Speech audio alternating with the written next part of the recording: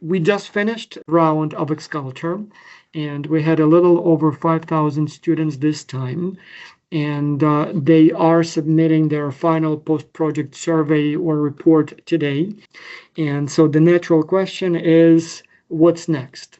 And there are a lot of things that can come next for you. So you can come to our Xculture Global Business Week Symposium, which will be in Finland next. And then we will have probably some, again, as always, in the United States. There will be one in Italy next year. There is the coaching program that is open also only for the former participants. There are all kinds of things related to research and internships and professional association that we're about to launch. And so Professor Karen Linden did a presentation for a group of students that attended a face-to-face conference here at the University of North Carolina in Greensboro a week ago. And I thought, well, she has this presentation prepared. Why not just deliver it to all of the students and record it to those who cannot watch it live? And so here we have Karen Linden of the University of North Carolina at Wilmington. She has been with Xculture for 10 plus years, 11, 12, 13 by now, I believe. So anyway, for as long as I can remember.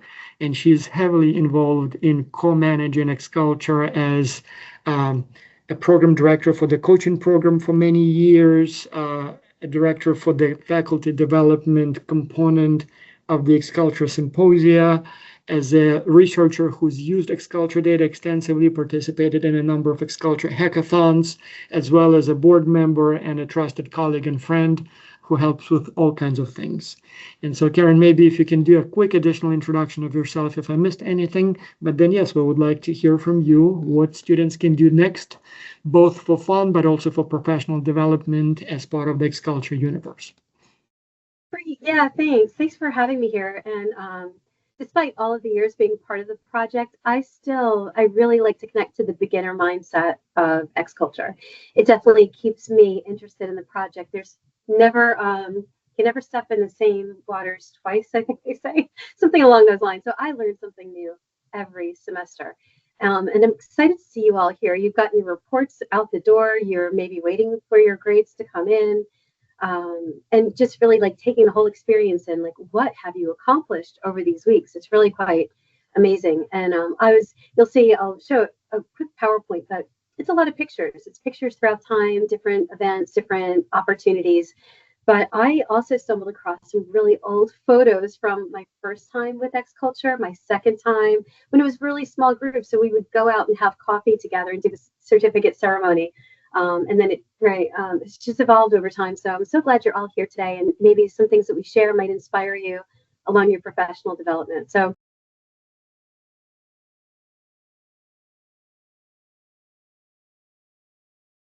All right. So. All right. Well, tell us what's next. And I love that X. Yeah. So that's strategically highlighted.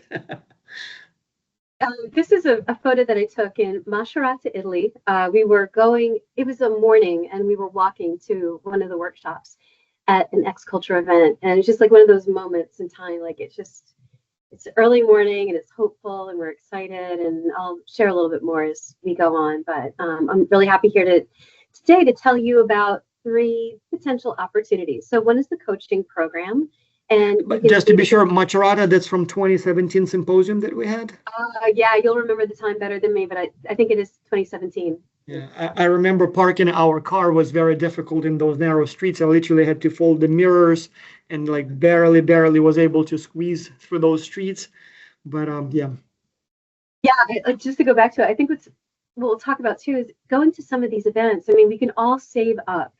If we all want to go to Italy, or there's some place that you really want to go, right? We can save up, we can do our very best in some different ways, and we can have a touristic experience. We can go to maybe a Marriott or an Airbnb and go to, Rome, see a city. But I've never been invited to Macerata, Italy before. This small, amazing, prehistoric. Yeah, but that's exactly intentional. Like the authentic experience. Yeah, so we actually tried to go to these smaller, lesser touristy places. For example, the Thailand last year, we were in Chiang Rai. So we could have been in Bangkok, the big city, but Bangkok, I mean, everybody first stops on the way to Chiang Rai anyway in Bangkok, but that's a touristy place. Chiang Rai, very, very north, like you can see Laos from the city, like if you get on the mountain. So that's more exotic. In Poland, we were in a small town called Lublin. So, I mean, we could have been in Warsaw, and most people did fly through Warsaw. But again, how many of you go to this less touristy known place? So in Finland this year, again, instead of going to Helsinki, we will go to a small coastal city of Vasa. So it's like 4 hours more north, and it's on the sea. We will still be flying through Helsinki, so most people will see Helsinki, probably stay for a day or two to see it. But again, how many actually make it to one of these smaller, more sort of authentic places? So Macerata is like that. I mean, Rome, Milan, yeah, of course, everybody has been to Rome and Milan. But Macerata, this ancient, medieval, narrow street, that's like real Italy, right? Yeah, absolutely. So, in thinking about all of these different opportunities, there's coaching, but then some of you might be interested in publications and research. And then we'll also talk about many different opportunities for short-term professional development events in many places in the world. So, to talk about coaching first, since you mentioned it, Dr. Tars got me involved with this in about 2019. And it's this incredible program where years ago, students that went through the first year or so of the project, the ones that really got excited and they said, now I understand what this project is all about, or I had an okay team, but now I really know how to do it. I'd like to get another team. So they'd want to do it a second time or maybe the third time. And then Dr. Tar said, maybe we can better utilize these students instead of them going through it over and over again. I mean, certainly their skills are getting better, but then there's a certain point where like it's going to level off. But maybe they could actually serve as guides or give advice to other students that are going through the project for the very first time. So that was like the very start of this coaching program. And by the time that I received it to just kind of formalize it in some different ways and provide some different direction, it became a really structured project where it's professional development. Some students will, let's say, for example, the next round will be August through December. And so some of you on this call, likely a lot of you, if you're on the call, you probably did a really nice job with the project. And likely because of your peer evaluations and your diligence with doing your weekly surveys, it doesn't have to do with how good your report was as a team, but all of the other factors, like what you put into it, the learning aspects, that's what gets you an invite to a lot of these opportunities. So that's what happens with coaching. So some of you will get an invite maybe in a month or so to consider if you'd like to be a part of this. And honestly, I really don't over encourage my students to do it because I know how much work it is. And I also know that every semester students will join. So maybe 80 students from around the world will join, but really only about 50 will complete it by the end because some will join it and they're excited they got accepted. And then they realize, oh, I don't have time for this. Or I got an internship and I don't have time for this. Or I have a job and I don't have time for this, which is all great stuff for us. Like that is perfectly fine. But some will get involved and they'll realize, oh, this is actually like a very detailed, it's not just a certificate. And we're all familiar with different levels of projects to get involved with. And sometimes you just join a student club and just passively attending, you get membership. But for this, you really do have to produce a number of qualifications as you go through it to earn your badge, to earn your certificate. So there's this theoretical phase, and that goes on for a couple of weeks. So students that join this, they're a part of a new global virtual team, again, like about 100 people, and they'll be put on small teams, and then they're learning about how to manage global virtual teams. And in a couple of weeks, if you go through all of these steps, then we will give you the opportunity to coach students that say, I would love to have a coach to talk about our report. There's a couple of sections that we're just confused or we don't really understand as part of the client project. Or could you take a look at this? Are we really being detailed enough? Or I'm chasing this student from around the world and I cannot get this student named Tim to answer any of our WhatsApps. What do we do? So they'll give like the human side, the technical side, the report side kind of feedback, but we want to make sure that people are really prepared for that and that we're putting everybody in a good situation. So they go through this theoretical phase. Once they pass all of their quizzes, then it's practical. And there's a lot of different activities that happen here. So not only do they coach, but they'll review full reports. So they're on the best, you kind of read through faster than I can read it to you, but they can be a client expert. And so they get really great at learning one of the projects. And so they're kind of the go-to when we really need to figure things out. Or maybe they produce webinars on a special topic. There's other things that we do on a weekly basis. So these students meet every Saturday at 11 Eastern Standard Time for New York, North Carolina time. It seems to be like this nice golden hour for around the world. Of course, people in New Zealand, they do get a bad time zone for this. But if you're in Singapore, like our friend Ezekiel is, then it's really late evening, but it seems to work for Asia. It seems to work for the Americas and Europe. So we do this 11 o'clock time, but every Saturday, these students get together week after week, and they work through all of these types of challenges. They have their own team. So if you were on a team that was highly functional, that's great. And you all became great friends, and you'll see each other around the world and stay in touch. That's really nice.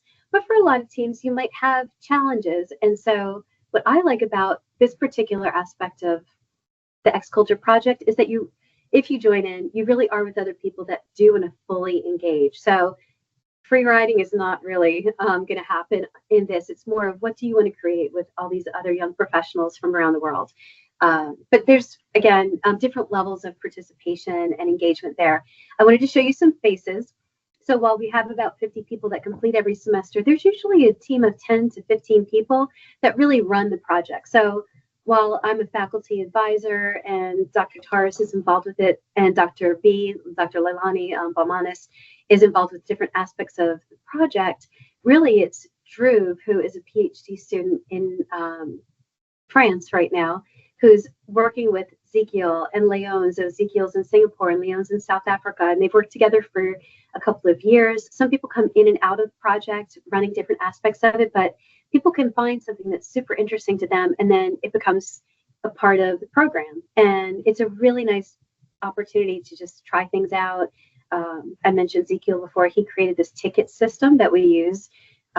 Leon created the Peace Project, which is such a really nice connection point for all of these students from the coaching project. So I just want to give you some names and faces. And as you can see, the country flags, people are from all over the world. And sometimes we'll have somebody engage with the coaching program for one semester and then they leave, and that's perfectly fine. And other people come back semester after semester or flow in and out. So it's however you want to take that opportunity for yourself. Boss, do you want to say anything as I pause right here about coaching? Well, I will say that from my experience, coaching is the kind of experience that even seasoned managers may not have. So the truth is that even people who work a lot with teams and manage teams, how many teams would they supervise? I don't know. I mean, 3, 4, 10 maybe at most. So our coaches get to, at the very least, observe, not necessarily manage, but at least observe from close up, literally 1,000 teams every semester. And so while they may not be managing in a traditional sense those teams, but they definitely see what's going on in those teams, what works, what doesn't. And so they get to experiment with different sort of intervention ways and methods when they're asked for help. And by doing so, they develop pretty good and strong intuitions as to how things normally go, what can go wrong, what works, what doesn't. So I find that particularly useful. So it's not something you can learn from books or by watching movies. So only being in the middle of this gigantic sample of global virtual teams, you can start developing these understandings and intuitions.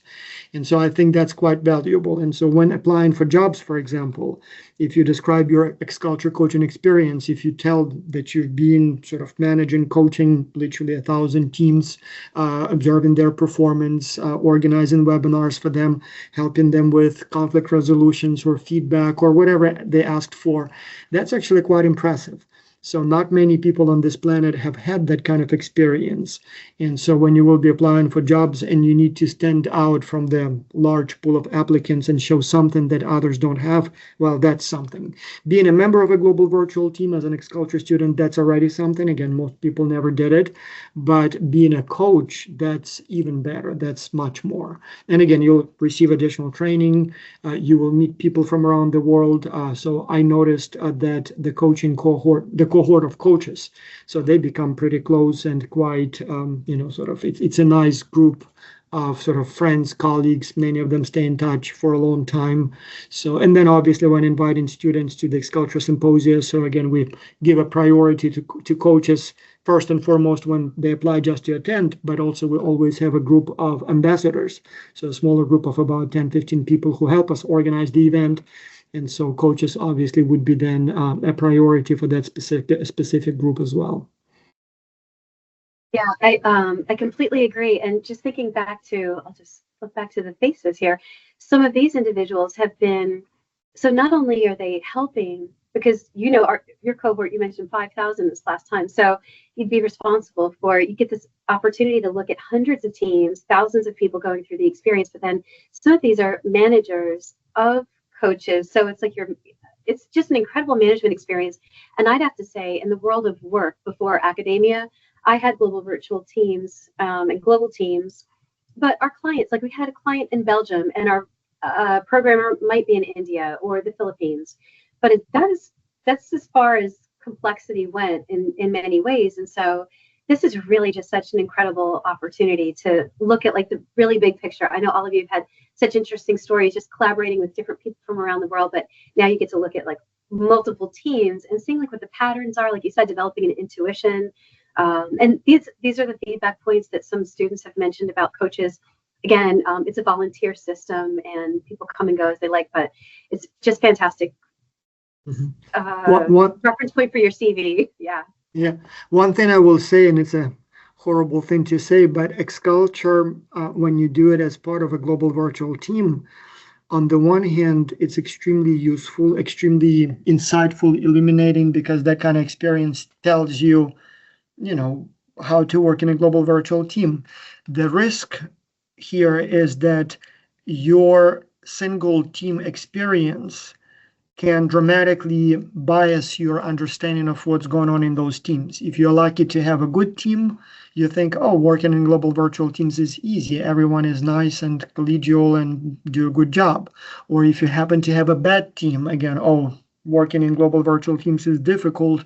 Nobody's participating. Somebody's too shy. Somebody's too bossy. Somebody has whatever. So when you're a coach, you observe a large number of teams. And so here, one single anecdotal or personal experience will not affect, or you will see a much bigger picture. And so you will see, well, you know what? Yeah, in some teams it's like this, in some teams it's like that. Sometimes there is a freeloader, but not always, or maybe rarely. And sometimes there is someone who is whatever else cultural differences. Again, okay, well, I now see that it's only in like 2% of the teams. So here you will definitely get a much bigger picture. So I'm going to switch off to this topic. And if you wanted to use your phone and grab this, it's up to you. But to talk a little bit about research and publication, because it's really an interesting part of the X-Culture project.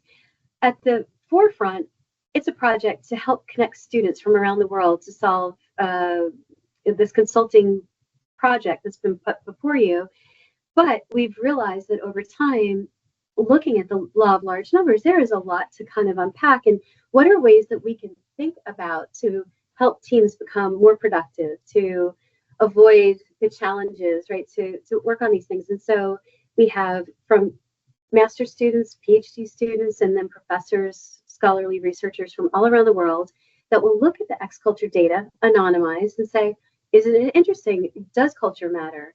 Does age cohort matter? And so there's hundreds, as you can imagine, of problems to solve and things to think about with working with global virtual teams and working in these contexts. So there's two different modes of working together as a research team. One is called hackathons, and then the other one is XRIG, which is, I'll start with the XRIG group. It's an online community, and David Baker, a professor from Louisiana, and another researcher professor in Austria, Wendy Farrell, have come together, and they have regular meetings online, active webinars where faculty will come together. They'll talk about research interests. They'll get together in small groups and then start solving problems together and developing research ideas toward publication. And then the other one is the hackathon. And this is a few different manifestations, but the way the typical formula works is that people that are interested in researching with X-Culture data, Dr. Taras will enlist professors like you see in this picture in the background, we see Bob Stevens from Pennsylvania, or Justin Kramer, who's a professor in Thailand, will spearhead these different initiatives with Dr. Taras and say, researchers that want to sign up for this will do small groups.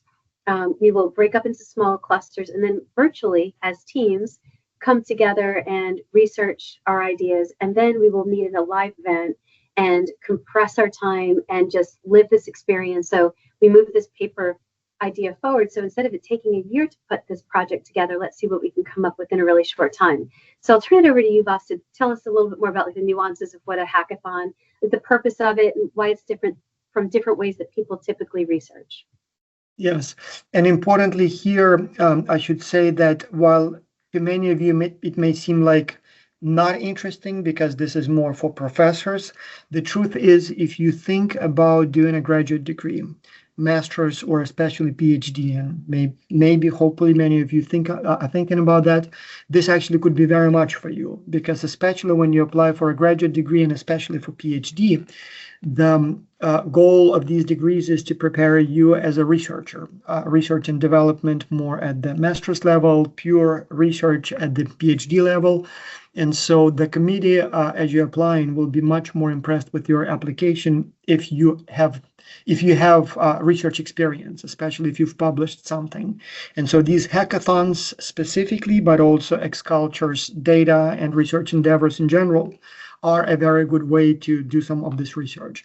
Plus, again, we have students involved in research with XCulture, not only at the graduate level, but also at the undergraduate level. So I always have some students who do a study for their honors project. And so usually they would do simpler statistics, but still a research project. So this potentially could be of much interest to you if you have that kind of career in mind. But even if you're planning to go into the corporate world, but a job that requires some sort of research and development type of tasks, having research under your belt, so to speak, will make you a much stronger candidate, much more attractive candidate to the employer or selection committee. And this is just a photo of faculty together at one of these meetings, but you can, maybe just get a sense of like this sense of community. It's collaborative, everyone's in a circle, but you're hearing each other's ideas. And there's where really nice synergy can come from. You learn so much from other people's thoughts on these things, and then find other collaborators to work with.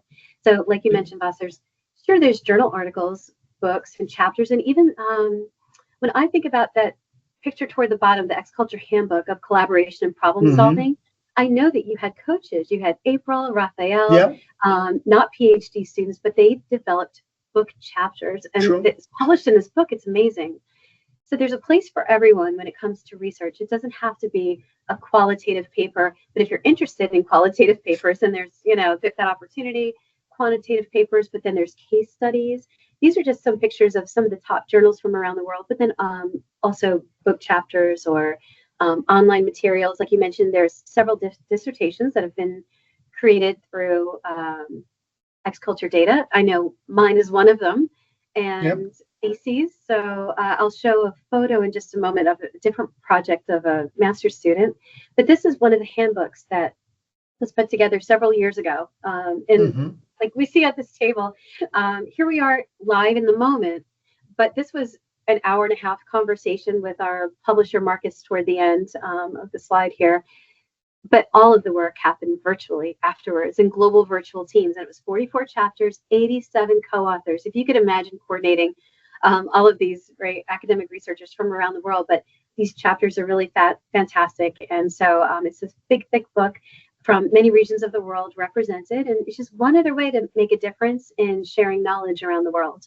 But here's a thesis, a master's thesis. This is someone that I got to know personally at UNC Wilmington in North Carolina. Yeah, she was a student from Italy. She came for the semester, and she ended up taking my international management course, not knowing what she was getting herself into. She did a really nice job with the XCulture project, and I didn't think anything more of it other than she was going back to Verona for her master's, and she asked to maybe think about XCulture as part of her master's project. But then as she's working on it, she said, oh, by the way, I joined the coaching program. So she became a coach. She got really involved with that. She's been involved with it long term. And then there she is with her master's thesis, but she used it talking about the feedback of global virtual teams. And we were just really proud of her work, but there's so many different manifestations of how you could take an idea and make it a project of your own. And I think we actually have had probably 10 master theses written based on X-Culture data, close to probably 10 by now dissertations. In fact, Professor Linden's doctoral dissertation defense is in 9 days or 10 days. So that's another dissertation written based on X-Culture data. And then also we have obviously a lot of research papers written by professors. But so yes, if you do need to write a thesis for your undergraduate, master's, or PhD for that matter, so you could be one of these students holding your dissertation or thesis book in your hands. I actually have a few in my folder there as well. I mean, sorry, a drawer there as well from students who use X-Culture data. Some of the different professional development events. And so for all of you, I know that with business students, we'll have supply chain majors and organizational psychology, just so many different ways that you can think about your concentrations or your majors, and you'll get involved with professional communities, or we sure hope that you will. So if you're human resources, maybe it will be SHRM, the Society for Human Resource Management, or if you're marketing, it's the American Marketing Association, or the global ... right? So there will be professional communities that maybe once a year you go to a live event somewhere in the world or in your country, and you collaborate, you learn about best practices, what's new, what are the trends, forecasts, like you're constantly developing your network and your skill set. And we do this as well within our professional community. So one of them is the Academy of International Business. This is a large global organization, but then they also have chapters. And so we have the Southeast chapter, there's Europe and so forth. But these are really nice opportunities for all of us to collaborate on multiple topics. But you can see some of these different logos here. The Academy of Management is another nice one, but these are opportunities for us to present papers before they go to a publisher. So our peers look through it, they scrutinize it, we talk about theory or on and on. We might find other collaborators. And as you can see here, you could also win different awards or recognitions for potential for the research. So these are just really nice ways to continuously think about your professional development. It's worth the investment. Oftentimes your organizations will help you along the way, but there's been plenty of times I have, and I know that Dr. Tars has done the same, where you say it's part of my professional development to pay for myself to participate in these opportunities because I know it's going to lead to something interesting in the future. X-Culture started doing this, Boss started doing this, in 2013 or so, when the Academy of International Business, the Southeast chapter, decided that they would like to bring a live challenge. So since everybody gets to do this virtually, maybe some students from around the world will want to come to a live event for a 3-day period and pitch to a client. So it's all virtual work ahead of time and then pitching live. And that was a 50-person type of community. And that's been going on for a number of years. And then maybe 10 years ago, we started talking as a community group, and Dr. Leilani Bamana said, oh, but Dr. Tars, you need to have a larger community of people. Just 50 people is not fair when you have 10,000 people completing this program every year. You need to have a much larger group and do it in the summer when, or June, July, when more students are off, and you can have a whole week of professional development. He said, that's a great idea. Why don't you do that? And so she's directing that and leading that initiative. And that's where we saw that Macerata, Italy picture, or some others that we'll see. But there are some large and small events that you could take part of, whether it's part of X-Culture or a different professional group. I'll stop here at this slide, Boss, if you want to talk a little bit about the evolution of these X-Culture events. Well, so yes, the Symposium has become a separate big program, and so now we are preparing for the one in Finland. So you guys, I assume those who are participating or who just completed the X-Culture project, we invited everyone because the invitations had to go a few weeks ago before we knew which of you are top students.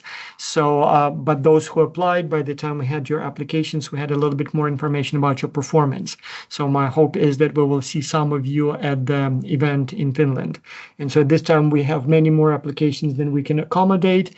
but I don't worry too much because I know that there will be always some people who will not be able to attend for whatever reason. So we aim at about 150 students as we always do. Other interesting developments include things like, for example, the teenager track. So professors have been asking for a long time if their children can participate. A teenage girl, boy will be going to college next year, smart, top A student. Can he or she participate? It will look good on the resume, will improve their chances to apply to college. Please, please, can they participate? And so for a long time, we were saying no because X-Culture is for university students. But then at some point, I thought, hey, maybe let's give it a try and see what happens. So 6 years ago, maybe, we did the first round. I actually enrolled my own kids to see how they do in X-Culture. Surprisingly, they did very well. So not only did they show good performance, but also they learned a lot. So most of them never worked in global virtual teams or even in teams. And here they had to deal with time zone differences, cultural differences, online communication, writing email was a big challenge for them, things like that. So since then, we do allow a smaller but still a sizable group of teenagers to participate. And so they are obviously matched by age. So teenagers with teenagers, university students with university students, and teenagers because they do not do it as part of a course, so they don't get special training from the university or school like you guys, university students, do. So for that reason, we would have some additional training for them before the project starts, and then some post-project presentations after the project ends. So if you have siblings or kids that you think can benefit from X-Culture, they're welcome to participate. Likewise, we've always been receiving applications or inquiries from non-student adults. So same thing. So I'm 25, 30, 50, whatever years old, work at a company, have heard about your project from a friend. I'm not a student at a participating university, but can I still participate? I think it will look good for my I don't know, promotion application or something like that. Can I participate? And so again, we used to say no, but then at some point we thought, you know what, let's allow those people to participate as well. And so we have a separate track specifically for non-student adults who participate in X-Culture.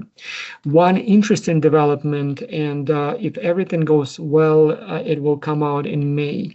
So we have a group of former participants who are creating. Originally, we thought we would call it the X-Culture Alumni Association. So sort of a place where you can stay and communicate together with other 130,000 X-Culture graduates. But then they decided to call it the X-Culture Professional Association. And the idea is that it may even allow participation from people who are not X-Culture alumni. So it will be an association of professionals interested in international business. And the idea is that it will be almost like a database or platform for international business professionals, both to connect and do things together, developmental, professional networking opportunities, but also they're inviting companies to join the platform. And the hope is that companies will be coming to us to find professionals certified by X-Culture in locations that they're interested in. So they literally built a tool where you have like a world map, and it will be possible to go, like if you need to find people in a specific country or a specific city and see who is a X-Culture certified international business professional there. Or maybe you're just going, to that country and you want to meet up with some local person, for a cup of coffee and learn more about the business environment there.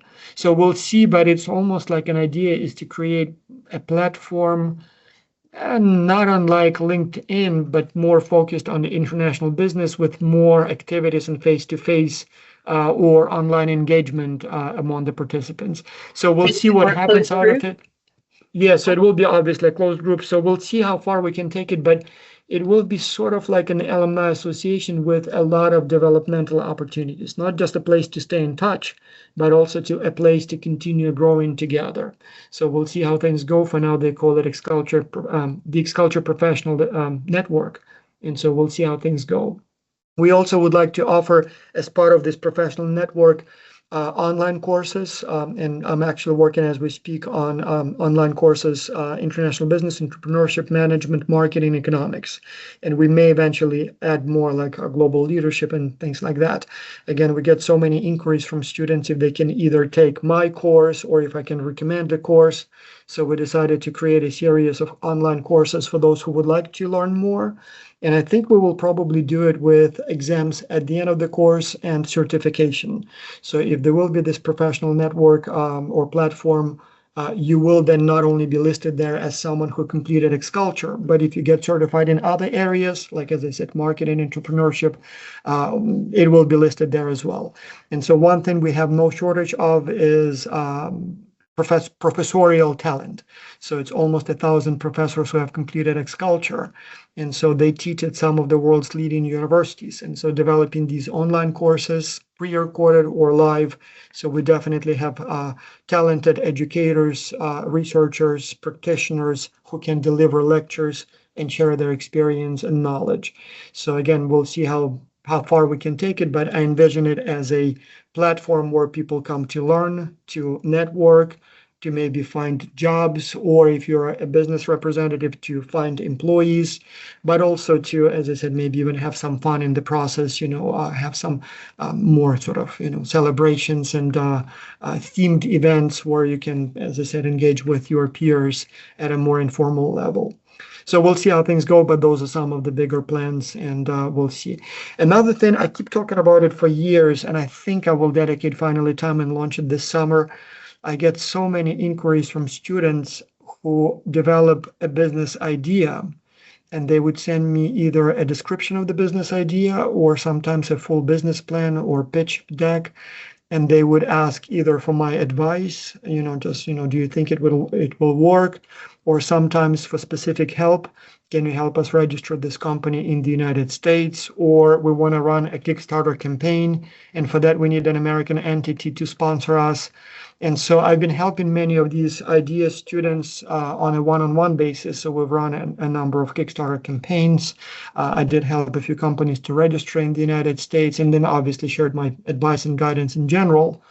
But I think we are ready to launch something that will be a combination of Shark Tank, if you know what it is, incubator, accelerator, and maybe even venture capital firm that will combine collaboration and competition.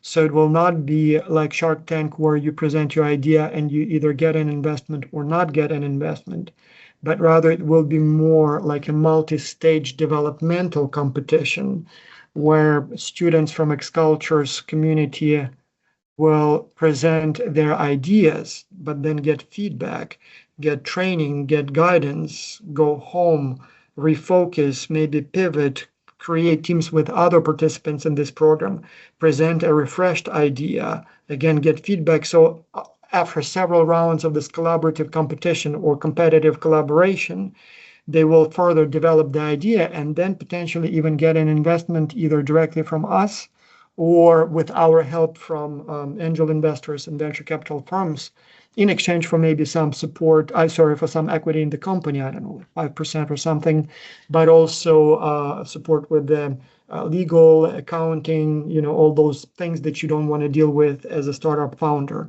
so that you can focus on your idea. And again, for us, the interest here is that it would be educational, and maybe some participants will do it as part of an entrepreneurship course. Some are just simply people with business ideas that don't quite know how to go about it.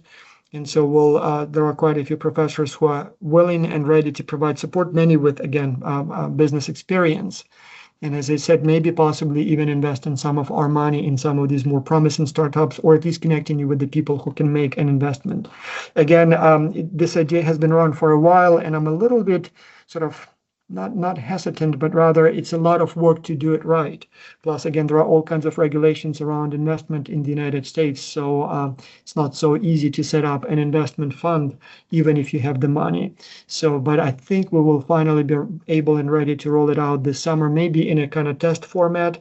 So maybe with a few founders originally, just to see how it works. But the idea is that it will be like a Shark Tank every week for about half a year, and then maybe like every other week. So 1 week a lecture and guidance and a meeting with an entrepreneur or some form of a incubator or accelerator. Then you pitch your idea, get feedback, go work on it some more. So that the idea that you finally will pitch at the end of the program will be much, much, much better than what you came in with originally. So we'll see how things go. If anyone into entrepreneurship and startups, this could be an opportunity for you too. It's exciting. Yes, there's a global accelerator, incubator, and Yeah, you've got. incubator. I know Yeah. you think about like Tom Robinson and people that you have, in part of the Yeah, community. that's exactly the kind of people we're talking about. Yeah. So Yeah, more from the exports business and world. really, really nice. So hopefully people are hearing some different things that are interesting to them or giving them ideas of what could be possible. Here's a picture of us in Italy. This is Iguacini, a business I was not familiar with at all, but they do this. They do basically all of the lighting for the artwork in Italy and some in New York City. It's just an incredible firm. We got to learn so much, see a lot behind the scenes, but this is what 150 people at an event look like. But then when we went to Thailand last summer, we got to also meet an organic tea farmer who inherited the business from her father. Just a really incredible story of the sustainability efforts and how business is done in Thailand, which might be different than doing business in the United States. And a picture of their tea shop downtown, which was an incredible experience, just an immersion experience. And so we learn so much as we go through in business practice and in research. Here's some of those coaches that have been with us for some time, and then they were selected to be ambassadors at the Chiang Rai event. So they're really helping Leilani Balmanis and Madalena Dulio run the event. So they are getting experience of how do you run a live event with participants from around the world, 150 students and faculty from around the world. So that's definitely something interesting to add to your superpowers.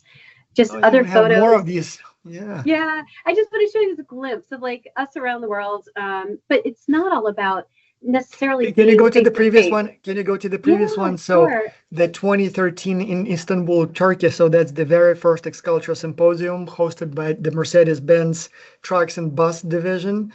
So that was our first client, and we actually went to the factory to see they have like a full cycle factory in Istanbul, Turkey. So that was the very first time that we actually had one of those real company visits, and then we've had them, many of those every year. So, but yeah, those are very interesting. And so the yellow one is at the company called JCB. It's a British company that makes like tractors, excavators. So that's an interesting one. And the one in San Antonio, that's Rackspace, right? So that's an IT server, like basically more of a IT type of company. So Miami, Miami was Hard Rock International. Yeah. So if you've been to the Hard Rock Cafe, so that's the people. So yeah. Nice. This is a research group. This was a hackathon. We were in Minnesota, and here we are. Wisconsin. Yeah, sorry. We didn't get to see outside much, so I'm getting my states mixed up. But this is one of those really compressed time periods where people are working together on research projects. And so we're all kind of pointing to like, where is home for you? And I just thought to pause on this slide and say, yeah, it's all about collaborating across time and space. But while we do get to see these photos of us working together in person, much of the work is still global virtual teams. And so what you've all learned and what you've gone through in the last few weeks is the whole foundation of what we do. When we get the privilege of actually getting to see each other for a day, 2 days, a couple of hours, but really the hard work is all this online work, it's independent work, it's small group, it's all the project planning and things that you've been through in your short-term project. So it's making the most out of these experiences together. So I wanted to just add a little quote here that if you want to go fast, you can go by yourself, but if you do want to go far, if you want to do great things, it is about doing things with others. So I'll kind of leave it here, but this is my last slide and just saying, how you can think it could be X-Culture community, but it could be beyond it too. But how do you connect with others in your professional communities? What makes you tick? How do you create these things, and how do you think about how you're making your contribution? Wonderful. So I guess we can stop here unless there are any questions. I see quite a few people are watching us live, and I truly hope to see some of you in Finland in a few months. And we'll go from there. And then obviously I expect and hope to see many of you in the coaching program soon, and then maybe in those other programs that we described. Okay. So then, yep, let's stop here. Thank you so much, Karen, for the insightful presentation. And yeah, so It was we'll nice be in to spend touch. some time with all of you. All right. Good luck Mhm. with everyone's graduations upcoming, probably, and all sorts of good things. So, wishing you all the best. Thank you, everyone. Thank you.